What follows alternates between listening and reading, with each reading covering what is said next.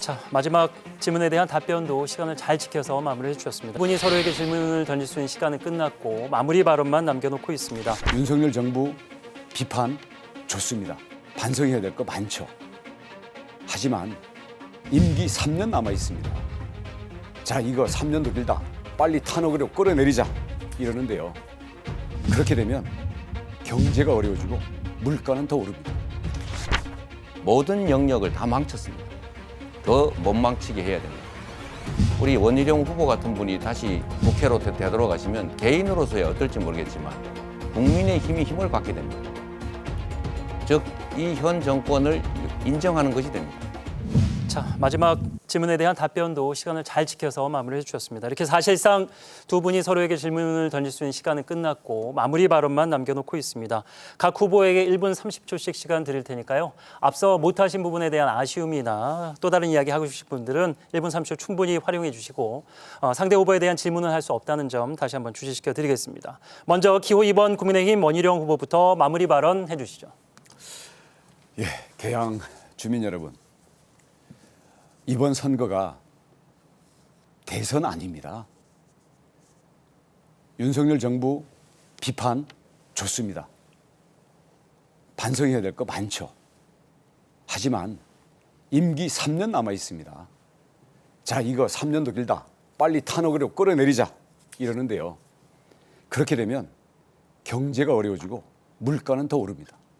이번 총선은 정부 견제도 해야 되지만 정부는 정신 차리도록 하되 앞으로 남은 3년 동안 일하는 국회를 만들어서 여러 가지 국제적으로 국내적으로 또 지역적으로 산적한 국내의 문제를 국민이 뽑아놓은 정부가 일할 수 있게 해줘야 되고요.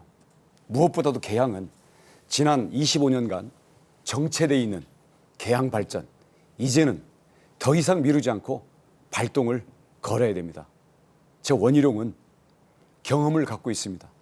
지금 여러분 토론을 지켜보셨겠지만 이재명 후보가 한 모든 공약도 대부분 다 국토교통부 장관의 경험과 앞으로 국토교통부와의 협력, 나아가서는 윤석열 대통령의 힘을 실어주지 않고는 실현이 불가능한 일들입니다. 저는 국토교통부 장관으로서 경험을 살리고 무엇보다도 정직하게 하겠습니다. 선거 때 말로만 하고 나몰라라 하지 않고 끝까지 약속을 지키겠습니다. 예. 자, 원희룡 후보의 마무리 발언 들어봤고요. 계속해서 기호 1번 더불어민주당 이재명 후보의 마지막 마무리 발언 듣겠습니다. 존경하는 개항 국민 여러분, 이번 총선은 국회의원을 뽑는 것입니다. 개항 지역을 대표해서 대통령의 국정을 감시하고 입법을 하고 국가의 살림을 챙기는 바로 그 사람을 뽑는 것입니다. 대통령이 잘못했으면 심판해야 합니다. 5년 지나도록 이 상태를 방치하면 저는 나라가 거덜날 거라고 생각합니다. 계양구에는 구청장이 있습니다. 인천시 살림은 인천시장이 합니다. 나라 살림이 잘 돼야 계양구가 잘 살 수 있습니다.